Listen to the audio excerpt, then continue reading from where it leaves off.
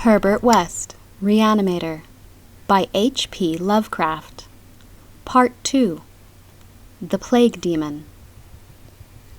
I shall never forget that hideous summer 16 years ago, when, like a noxious Afreet from the halls of Eblis, typhoid stalked leeringly through Arkham. It is by that satanic scourge that most recall the year, for truly terror brooded with bat wings over the piles of coffins in the tombs of Christchurch Cemetery. Yet for me, there is a greater horror in that time, a horror known to me alone now that Herbert West has disappeared. West and I were doing postgraduate work in summer classes at the medical school of Miskatonic University, and my friend had attained a wide notoriety because of his experiments leading toward the revivification of the dead. After the scientific slaughter of uncounted small animals, the freakish work had ostensibly stopped by order of our skeptical dean, Dr. Alan Halsey, though West had continued to perform certain secret tests in his dingy boarding house room, and had on one terrible and unforgivable occasion taken a human body from its grave in the Potter's Field to a deserted farmhouse beyond Meadow Hill. I was with him on that odious occasion, and saw him inject into the still veins the elixir which he thought would to some extent restore life's chemical and physical processes. It had ended horribly, in a delirium of fear which we gradually came to attribute to our own overwrought nerves, and West had never afterward been able to shake off a maddening sensation of being haunted and hunted. The body had not been quite fresh enough. It is obvious that to restore normal mental attributes, a body must be very fresh indeed, and the burning of the old house had prevented us from burying the thing. It would have been better if we could have known it was underground. After that experience, West had dropped his researches for some time, but as the zeal of a born scientist slowly returned, he again became importunate with the college faculty, pleading for the use of the dissecting room and of fresh human specimens for the work he regarded as so overwhelmingly important. His pleas, however, were wholly in vain, for the decision of Dr. Halsey was inflexible, and the other professors all endorsed the verdict of their leader. In the radical theory of reanimation, they saw nothing but the immature vagaries of a youthful enthusiast whose slight form, yellow hair, spectacled blue eyes, and soft voice gave no hint of the supernormal, almost diabolical power of the cold brain within. I can see him now as he was then, and I shiver. He grew sterner of face, but never elderly. And now Sefton Asylum has had the mishap, and West has vanished. West clashed disagreeably with Dr. Halsey near the end of our last undergraduate term in a wordy dispute that did less credit to him than to the kindly dean in point of courtesy. He felt that he was needlessly and irrationally retarded in his supremely great work, a work which he could, of course, conduct to suit himself in later years, but which he wished to begin while still possessed of the exceptional facilities of the university.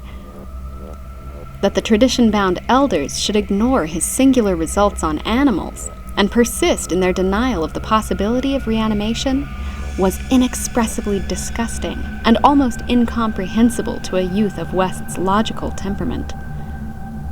Only greater maturity could help him understand the chronic mental limitations of the professor-doctor type, the product of generations of pathetic Puritanism, kindly, conscientious, and sometimes gentle and amiable, yet always narrow, intolerant, custom-ridden, and lacking in perspective. Age has more charity for these incomplete yet high-souled characters, whose worst real vice is timidity, and who are ultimately punished by general ridicule for their intellectual sins. Sins like Ptolemyism, Calvinism, anti-Darwinism, anti-Nietzscheism, and every sort of Sabbatarianism and sumptuary legislation. West, young despite his marvelous scientific acquirements, had scant patience with good Dr. Halsey and his erudite colleagues, and nursed an increasing resentment, coupled with a desire to prove his theories to these obtuse worthies in some striking and dramatic fashion. Like most youths, he indulged in elaborate daydreams of revenge, triumph, and final magnanimous forgiveness. And then had come the scourge, grinning and lethal from the nightmare caverns of Tartarus. West and I had graduated about the time of its beginning, but had remained for additional work at the summer school, so that we were in Arkham when it broke with its full demonic fury upon the town. Though not as yet licensed physicians, we now had our degrees and were pressed frantically into public service as the numbers of the stricken grew. The situation was almost past management, and deaths ensued too frequently for the local undertakers to fully handle. Burials without embalming were made in rapid succession, and even the Christchurch Cemetery receiving tomb was crammed with coffins of the unembalmed dead. This circumstance was not without effect on West, who thought often of the irony of the situation. So many fresh specimens, yet none for his persecuted researches. We were frightfully overworked, and the terrific mental and nervous strain made my friend brood morbidly. But West's gentle enemies were no less harassed with prostrating duties. College had all but closed, and every doctor of the medical faculty was helping to fight the typhoid plague. Dr. Halsey in particular had distinguished himself in sacrificing service, applying his extreme skill with wholehearted energy to cases which many others shunned because of danger or apparent hopelessness. Before a month was over, the fearless dean had become a popular hero, though he seemed unconscious of his fame as he struggled to keep from collapsing with physical fatigue and nervous exhaustion. West could not withhold admiration for the fortitude of his foe, but because of this was even more determined to prove to him the truth of his amazing doctrines. Taking advantage of the disorganization of both college work and municipal health regulations, he managed to get a recently deceased body smuggled into the university dissecting room one night, and in my presence injected a new modification of his solution. The thing actually opened its eyes, but only stared at the ceiling with a look of soul-petrifying horror before collapsing into an inertness from which nothing could rouse it. West said that it was not fresh enough. The hot summer air does not favor corpses. That time we were almost caught before we incinerated the thing, and West doubted the advisability of repeating his daring misuse of the college laboratory. The peak of the epidemic was reached in August. West and I were almost dead, and Dr. Halsey did die on the 14th.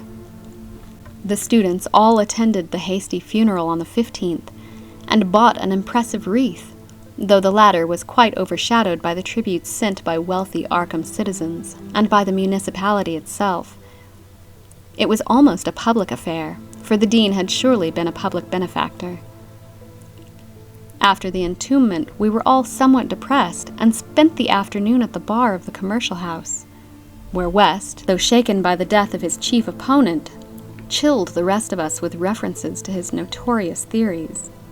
Most of the students went home, or to various duties as the evening advanced, but West persuaded me to aid him in, quote, making a night of it. West's landlady saw us arrive at his room about 2 a.m, with a third man between us, and told her husband that we had all evidently dined and wined rather well. Apparently this acidulous matron was right, for about 3 a.m. the whole house was aroused by cries coming from West's room, where, when they broke down the door, found the two of us unconscious on the blood-stained carpet, beaten, scratched, and mauled, and with the broken remnants of West's bottles and instruments around us. Only an open window told what had become of our assailant, and many wondered how he himself had fared after the terrific leap from the second story to the lawn, which he must have made. There were some strange garments in the room, but West, upon regaining consciousness, said they did not belong to the stranger, but were specimens collected for bacteriological analysis in the course of investigations of the transmission of germ diseases. He ordered them burnt as soon as possible in the capacious fireplace. To the police, we both declared ignorance of our late companion's identity. He was, West nervously said, a congenial stranger whom we had met at some downtown bar of uncertain location. We had all been rather jovial, and West and I did not wish to have our pugnacious companion hunted down. That same night saw the beginning of the second Arkham horror, the horror that to me eclipsed the plague itself. Christchurch Cemetery was the scene of a terrible killing, a watchman having been clawed to death in a manner not only too hideous for description, but raising a doubt as to the human agency of the deed. The victim had been seen alive considerably after midnight. The dawn revealed the unutterable thing. The manager of a circus at the neighboring town of Bolton was questioned, but he swore that no beast had at any time escaped from its cage. Those who found the body noted a trail of blood leading to the receiving tomb, where a small pool of red lay on the concrete just outside the gate. A fainter trail led away toward the woods, but soon gave out. The next night, devils danced on the roofs of Arkham, and unnatural madness howled in the wind. Through the fevered town had crept a curse which some said was greater than the plague, and which some whispered was the embodied demon soul of the plague itself. 8 houses were entered by a nameless thing which strewed red death in its wake. In all, 17 maimed and shapeless remnants of bodies were left behind by the voiceless, sadistic monster that crept abroad. A few persons had half seen it in the dark, and said it was white, and like a malformed ape or anthropomorphic fiend. It had not left behind quite all that it attacked, for sometimes it had been hungry. The number it had killed was 14. 3 of the bodies had been in stricken homes, and had not been alive. On the 3rd night, frantic bands of searchers, led by the police, captured it in a house on Crane Street near the Miskatonic campus. They had organized the quest with care, keeping in touch by means of volunteer telephone stations, and when someone in the college district had reported hearing scratching at a shuttered window, the net was quickly spread. On account of the general alarm and precautions, there were only 2 more victims, and the capture was effected without major casualties. The thing was finally stopped by a bullet, though not a fatal one, and was rushed to the hospital amidst universal excitement and loathing. For it had been a man. This much was clear despite the nauseous eyes, the voiceless simianism, and the demonic savagery. They dressed its wound and carted it to the asylum at Sefton, where it beat its head against the walls of a padded cell for 16 years, until the recent mishap, when it escaped under circumstances that few like to mention. What had most disgusted the searchers of Arkham was the thing they noticed when the monster's face was cleaned. The mocking, unbelievable resemblance to a learned and self-sacrificing martyr who had been entombed but 3 days before. The late Dr. Allen Halsey, public benefactor and dean of the medical school of Miskatonic University. To the vanished Herbert West, and to me, the disgust and horror were supreme. I shudder tonight to think of it, shudder even more than I did that morning when West muttered through his bandages, "Damn it, it wasn't quite fresh enough."